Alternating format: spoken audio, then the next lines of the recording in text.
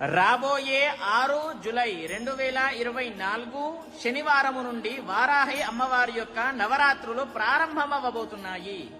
6 July నుండి ప్రారంభమయ్యి 15 July 2024 సోమవారము వరకు వారాహి అమ్మవారి యొక్క నవరాత్రులే ఉంటాయి.